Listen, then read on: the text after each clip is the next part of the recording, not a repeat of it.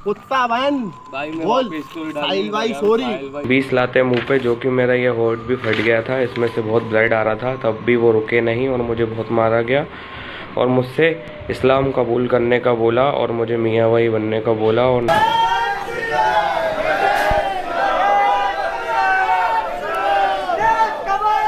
जो 6 युवक आरोपित इसने किए हैं उनमें फैजान, लाला, साहिल बच्चा, समीर और मुफीद, बिलाल और एक अन्य साहिल नाम का व्यक्ति है। पुलिस थाने में किसी ने भी हमें रिस्पांस नहीं दिया, टीले थाने ने भी और गौतम नगर थाने ने भी, किसी ने रिस्पांस नहीं दिया। सर अगर इससे कार्रवाई नहीं हुई तो हम तीनों आत्महत्या कर लेंगे।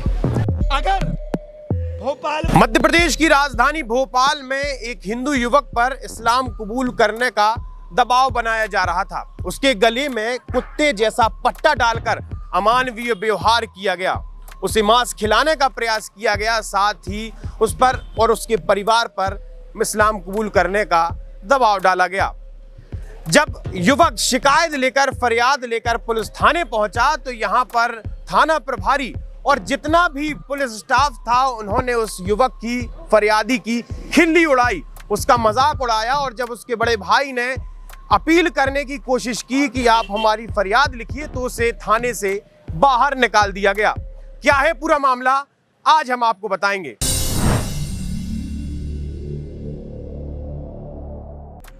कुत्ता बहन भाई मैं बोल साहिल भाई सॉरी। साहिल भाई मेरे बाप है, मेरे भाई है, बड़े भाई है। फैजान भाई मेरे भी पापा भाई मेरे भाई है, मेरी माँ उनकी माँ, उनकी माँ मेरी माँ है। हाँ बोल सॉरी। हरकतें कर रही है साहिल भाई, अपनी माँ की कसम, मैंने आपको सॉरी बोल तो दिया, स्टोरी पे देखो ना। अब बोल भोग, मैंने तेरा क्या करा था ये बता। कुत्ते की तरह भोग। भाई मैंने कुछ भी नहीं करा भाई, आपने कुछ नहीं करा। मैंने कहा भाई आपके दोस्तों ने कराया था, मैं आपको ही जानता हूं। मुझे गालियों को बक रही है। किसके कहने से बकी है गाली? तूने ईमानदारी से बता। मानना नहीं समीर भाई, जो ये बोले वो करता रहे बस। मैं कुछ भी नहीं था, किसी और ने डाली है स्टोरी। किसके कहने से बकी भाई है किसी गाली? शाहरुख ने, भाई शाहरुख की क्या कह रहा था वो, ऐसा कर। शाहरुख ने मना करा भाई तो मैंने नहीं करा भाई, भाई वही डराता है भाई।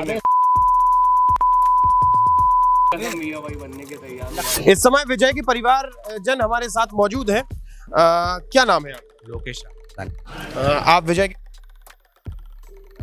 पूरा मामला क्या है? 3 महीने हो गए, काफ़ी परेशान किया है और चरस गांजा पियो, इसको धमकी में चरस गांजा सिखाया गया है। चरस गांजा नहीं पियोगे और ना पिलाओगे तो हम तुम्हें मार डालेंगे।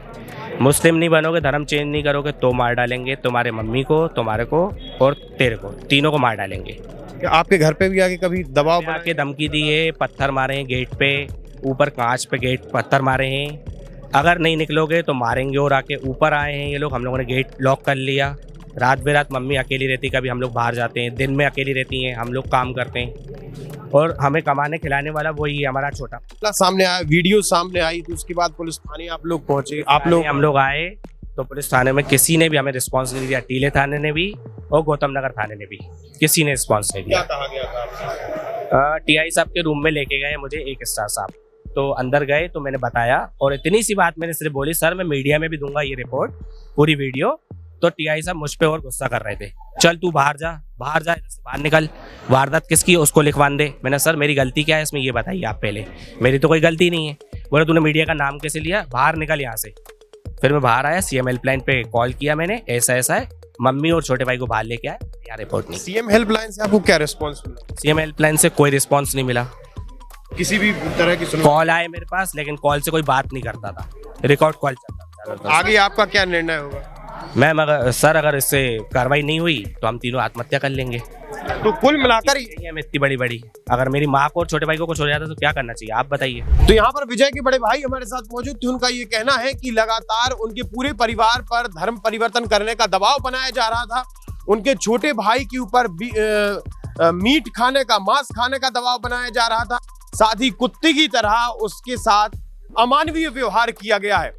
अगर पुलिस प्रशासन इन बातों को नहीं स्वीकार करता है, इन बातों पर कोई एक्शन नहीं लेता है, तो विजय के परिवारजन अपनी आत्महत्या करने की बात कह रहे हैं। लगभग 1 महीने पहले एक घटना घटित होती है, वीडियो वायरल होता है और फरियादी की फरियाद करने के बाद 1 महीने बाद सुनवाई होती है। सर, आरोप है फरियादी का कि 1 महीने से लगातार पुलिस थाने में आना हो रहा है, शिकायत दर्ज कराने की कोशिश की जा रही है, लेकिन पुलिस प्रशासन एक्टिव नजर नहीं आ रहा। हाँ, ये जरूर पहले आया है थाने में, लेकिन इसके द्वारा तत्समय केवल उठाकर ले जाने संबंधी आरोप लगाए गए थे। शेष आरोप जो इसने आज दर्ज कराए हैं, इन आरोपों के संबंध में पहले जानकारी नहीं दी है, और जो भी उस समय किन किन लोगों ने क्या लापरवाही की, इस संबंध में हम अलग से जांच करेंगे और जो भी दोषी पुलिस कर्मचारी हैं उन पर कार्रवाई होगी। वही मतलब जिस तरीके से सर अगवा करना भी एक अपराध है, उसको लेकर वो फरियाद लगाने आया था और पुलिस कर्मियों द्वारा इस प्रकार का सर नहीं, उसका उन्होंने फरियाद ली और उनको चूंकि मामला परिचित लोग थे आपस में, और जो भी उस समय उनको प्रतीत हुआ उन्होंने जांच में रखा था। बाद में जब आज उसने विभिन्न आरोप लगाए हैं तो प्रकरण पंजीबद्ध किया गया। आज कौन कौन से मामले दर्ज? आज फरियादी जो विजय रामचंदानी है, इसने ये आरोप लगाया है कि विगत माह की 9 तारीख को जब ये अपने मित्र को छोड़ने के लिए शादी के बाद टीला क्षेत्र में आया था, तो ये आरोपित 5-6 युवकों ने इसे रास्ते में रोककर मारपीट की, इसे उठाया और इसे ले जाकर सुनसान इलाके में गले में पट्टा डाल के पुनः मारपीट करते हुए पैसों की मांग की, मोबाइल तोड़ा, और भी उसने विभिन्न प्रकार के आरोप लगाए हैं प्रताड़ना के। उसने ये भी आरोप लगाया है कि उसे मुस्लिम बन जाने के लिए और बड़े का मांस खाने के लिए दबाव बनाया गया। इन सब आरोपों के आधार पर प्रथम दृष्टया भारतीय दंड विधान की विभिन्न धाराओं में, धार्मिक स्वतंत्रता अधिनियम की विभिन्न धाराओं में प्रकरण पंजीबद्ध कर लिया गया है। आरोपित जो 6 युवक हैं, उनमें से 3 युवक हिरासत में लिए गए हैं, 3 की तलाश जारी। 6 युवकों के नाम बता। 6 युवक आरोपित इसने किए हैं, उनमें फैजान, लाला, साहिल बच्चा, समीर और मुफीद, बिलाल और एक अन्य साहिल नाम का व्यक्ति है। तो यहाँ पर आज घटना के लगभग 1 महीने बाद मामला दर्ज कर लिया गया है, साथ ही धर्म स्वतंत्र अधिनियम के तहत भी मामला दर्ज किया गया है। इस तरह का ये वीडियो देखने को मिला है, इसको बहुत गंभीरता से मध्य प्रदेश सरकार ने लिया है और माननीय गृह मंत्री जी ने इसके लिए जांच के आदेश दिए। मैं भी पुलिस कमिश्नर से और पुलिस प्रशासन से आग्रह करूंगा कि इस तरह के अपराध को धार्मिक दृष्टि से भी, इस एंगल से भी जांच की जाए कि कहीं इस तरह हिंदू बेटों को, बेटियों को सताने का षड्यंत्र कोई गैंग तो नहीं बन गई।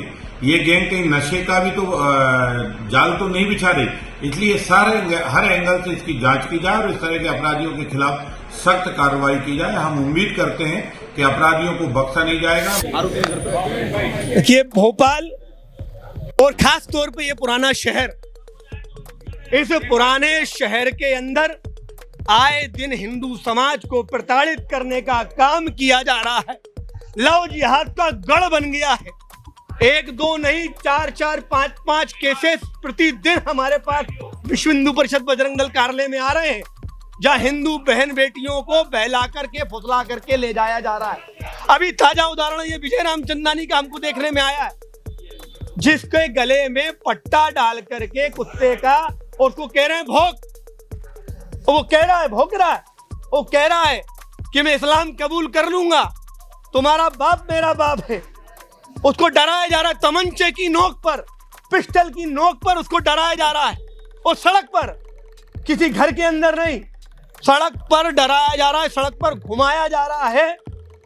ऐसे कमीनों को कुत्ता बनाने का बजरंग दल प्रण ले रहा है और मांग कर रहा है, अगर भोपाल पुलिस ने उसे कुत्ता नहीं बनाया, ऐसे बिलाल, फैजान, शरीफ, इन लोगों को, तो बजरंग दल इनको कुत्ता बनाएगा, ऐसे कमीनों को।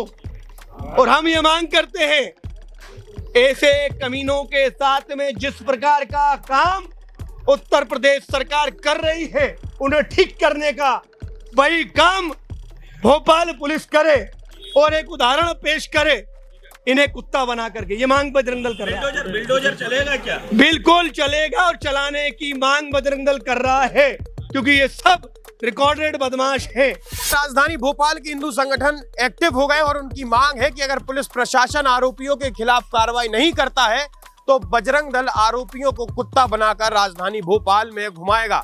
साथ ही बुलडोजर चलाने की भी बात कही गई है। लगातार मध्य प्रदेश में कभी बच्चियों को, कभी हिंदू बच्चियों को हिजाब पहना दिया जाता है, कभी लैंड जिहाद का मामला सामने आता है। लगातार एक के बाद एक लव जिहाद के मामले सामने आते हैं और आज एक हिंदू युवक के गले में कुत्ते की तरह पट्टा डालकर अमानवीय व्यवहार करने का मामला सामने आया है। देखना यह है कि मध्य प्रदेश शासन, मध्य प्रदेश पुलिस आगे किस प्रकार की कार्रवाई करती है, और जब फरियादी पहले पुलिस प्रशासन के पास पहुंचा था तो उसकी फरियाद को दर्ज क्यों नहीं किया गया, यह सबसे बड़ा प्रश्न है। अगर आपके आसपास भी इस तरह के कोई मामले सामने आते हैं तो आप हमें डायरेक्ट कांटेक्ट कर सकते हैं। आप हमारे साथ जुड़े रहिए, देखते रहिए आयुध। आप हमारे चैनल को सब्सक्राइब कर सकते हैं। हम फेसबुक, इंस्टा, यूट्यूब, ट्विटर हर जगह मौजूद हैं। आपका बहुत बहुत धन्यवाद।